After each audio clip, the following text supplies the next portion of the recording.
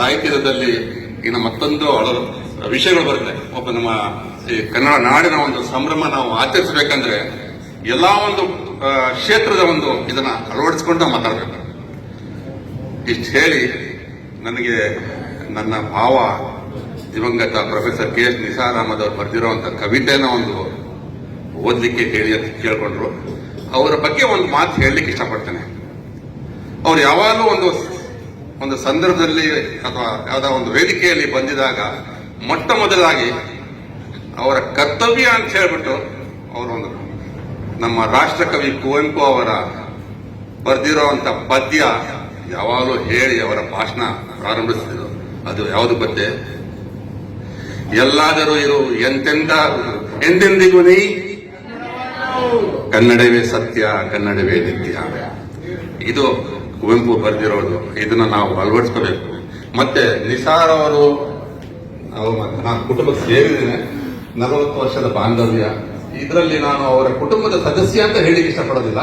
ಅವರ ಒಬ್ಬ ಲಕ್ಷಾಂತರ ಅಭಿಮಾನಿಯಲ್ಲಿ ನಾನೊಬ್ಬ ಅಂತ ಹೇಳ್ಕೊಳಕ್ಕೆ ಇಷ್ಟಪಡ್ತೀನಿ. ಯಾಕಂದ್ರೆ ಅವರು ಬರೆದಿರುವಂತ ಬರಹಗಳು ಮನೆಯಲ್ಲಿ ಹೇಳಿದ್ರು ಜೋಗದ ಸಿರಿ, ಅದು ವಿಶ್ವದಲ್ಲಿ ಇರುವಂತ ಎಲ್ಲಾ ಕನ್ನಡಿಗರ ಮನೆಯಲ್ಲಿ ಆ ಹಾಡನ್ನ ಹಾಡ್ತಾರೆ. ಇದು ನಾವು ಒಬ್ಬ ಕನ್ನಡಿಯಾಗಿ ನೆನೆಸ್ಕೋಬೇಕು. ಅವರು ಬರೆದಿರೋದು ಹಲವಾರು ಪದ್ಯ, ಗದ್ಯ, ಕವಿತೆಗಳಿದೆ. ಒಂದು ಓದಲಿಕ್ಕೆ ಇಷ್ಟಪಡ್ತೇನೆ.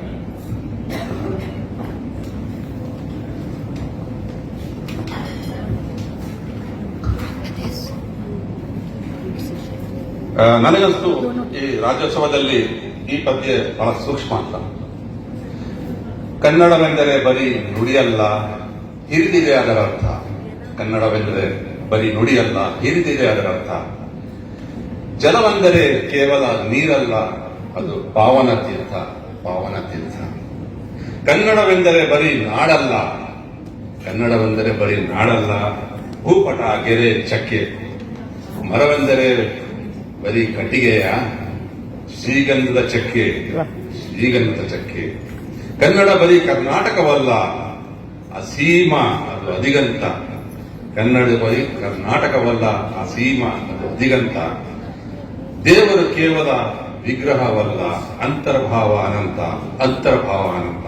ಎಂತ ಒಂದು ಪದ್ಯ ನೋಡಿ. ಇದರ ಅರ್ಥ ಒಬ್ಬೊಬ್ಬರ ಮನಸ್ಸಿಗೆ ಹೇಗೆ ಮುಟ್ಟುತ್ತೆ. ಮತ್ತೆ ಕೊನೆಯದಾಗಿ ಕಾರ್ಯಕ್ರಮದಲ್ಲಿ ಕ್ಷಮಿಸಿ, ಸ್ವಲ್ಪ 2 ನಿಮಿಷ ಹೇಳಿದ್ರು ನಮ್ಮ ಚೇರ್ಪರ್ಸನ್ ಅವರು, ಆದ್ರೆ 1 ನಿಮಿಷ ಎಕ್ಸ್ಟ್ರಾ ತಗೊಂಡೆ. ಅವರೊಂದು ಹೇಳ್ತಾ ಇದ್ರು. ಯಾಕಂದ್ರೆ ನಮ್ಮ ಕುವೆಂಪು ರಾಷ್ಟ್ರಕವಿ ಒಂದು ಮಾತು ಹೇಳಿದ್ದಾರೆ, ಸರ್ವ ಜನಾಂಗದ ತೋಟ ನಮ್ಮ ಕನ್ನಡ ನಾಡು. ಇದರಲ್ಲಿ ಎಲ್ರಿಗೂ ನಾವು ಅತಿಥಿ ದೇವೋ ಭಾವ ಅಂತ ಸ್ವಾಗತಿಸ್ತೀವಿ. ಹಾಗೆ ಭಾಷೆ ಕೂಡ ನಾವೆಲ್ಲಾ ಭಾಷೆ ಕಲಿಬೇಕು, ಆದ್ರೆ ಕನ್ನಡ ಒಂದು ನಮ್ಮ ಜೀವನದಲ್ಲಿ ಬಳಸಬೇಕು. ಇದು ಒಂದು ಹೇಳ್ತಾರೆ. ಇನ್ನೊಂದು ಮಾತು ಹೇಳ್ತಾ ಇದ್ರು ನೋಡಿ, ಅನೇಕ ಶಬ್ದಗಳಿರುತ್ತೆ, ಅದನ್ನ ಅವರು ಕೊಟ್ಟಿದ್ದಾರೆ. ಫಾರ್ ಎಕ್ಸಾಂಪಲ್ ನಿತ್ಯೋತ್ಸವ ಅಂತ ಹೇಳ್ತಾರೆ. ನಿತ್ಯೋತ್ಸವ ಈ ಶಬ್ದ ಕನ್ನಡಕ್ಕೆ ಅರ್ಪಿಸಿರೋರು professor K S Nisar Ahmed ಅವರು. ಯಾಕಂದ್ರೆ ಸದಾ ನಿಮ್ಮ ಜೀವನದಲ್ಲಿ ಉತ್ಸವ ಇದೆ ಅಂತ. ಹಾಗೆ 1-2 ಪದ ಹೇಳಲಿಕ್ಕೆ ಇಷ್ಟಪಡ್ತೇನೆ. ಯಾಕೆ ಆಂಗ್ಲ ಭಾಷೆ ನಾವು ಕನ್ನಡದಲ್ಲಿ ಮಾಡ್ಕೊಂಡು ಸುಲಭದಲ್ಲಿ ಜನರಿಗೆ ಮಾತಾಡೋದಕ್ಕೆ, ಯಾಕಂದ್ರೆ ಕನ್ನಡ ಭಾಷೆ ಒಂದು ಎಲ್ರಿಗೂ ಒಂದು ಅಕ್ಸೆಪ್ಟ್ ಮಾಡಬೇಕು ಅಂತ ಹೇಳ್ಬಿಟ್ಟು. ಫಾರ್ ಎಕ್ಸಾಂಪಲ್ ಅವ್ರು ಹೇಳಿದ್ರು ಮಾತು, ಇದು ಒಂದು ವೇದಿಕೆಯಲ್ಲಿ ಹೇಳಿದಾರೆ. ಪೊಲೀಸ್ ಮ್ಯಾನ್ ಅಂದ್ರೆ ಕನ್ನಡದಲ್ಲಿ ನನಗೆ ಗೊತ್ತಿದೆಯಾ, ಹೇಗೆ ವಿವರಿಸ್ತೀರಂತ? ಅವ್ರು ಹೇಳ್ತಾ ಇದ್ರು, ಆರಕ್ಷಕ ಸಿಪಾಯಿ ಹೇಳ್ತಾ ಅಂತ. ಆ ರಾಕ್ಷಸ ಸಿಪಾಯಿ ಹೇಳ್ಬಿಟ್ರೆ ಕಷ್ಟ ಆಗ್ಬಿಡುತ್ತೆ, ಅದಕ್ಕೆ ಪೊಲೀಸೇ ಅಂದ್ರೆ ಒಳ್ಳೇದು ಅಂತ ಹೇಳ್ತದ್ದು. ಇನ್ನೊಂದು ಬಹಳ ಇದು ಇಂಟ್ರೆಸ್ಟಿಂಗ್ ಇದೆ ಒಂದು ಪದ, ಫ್ಯಾನ್. ಫ್ಯಾನ್ ಅಂದ್ರೆ ಅಭಿಮಾನಿ, ಗಾಳಿ ಬೀಸಿಗೆ ಯಂತ್ರ. ಎಲ್ಲೋ ಹೊಟ್ಟೋಗ್ಬಿಡ್ರಿ, ಅವೆಲ್ಲ ಬೇಡ. ಫ್ಯಾನು, ಟೇಬಲ್, ಬಸ್ಸೇ ಇರಲಿ. ಕನ್ನಡ ಭಾಷೆಯಲ್ಲಿ ಎಲ್ಲಾ ಆಂಗ್ಲ ಭಾಷೆಯಲ್ಲೂ ಕೂಡ ಉಪಯೋಗಿಸಲಿ. ಅವರು ಕೂಡ ಅವರ ಬಂದಿರೋ ಕವಿತೆಯಲ್ಲಿ 1-2-3 ಉರ್ದು ಭಾಷೆ ಕೂಡ ಹೇಳಿದ್ದಾರೆ. ಬಿರಿಯಾನಿ, ಮೆಹರ್ಬಾನಿ ಇದೆಲ್ಲ ಹೇಳಿದ್ದಾರೆ. ಇಷ್ಟು ಹೇಳಿ ನಿಮಗೆಲ್ಲ ಒಳ್ಳೆದಾಗ್ಲಿ. ಕನ್ನಡ ರಾಜ್ಯೋತ್ಸವ ನಾವು ಸೇರಿದೀವಿ.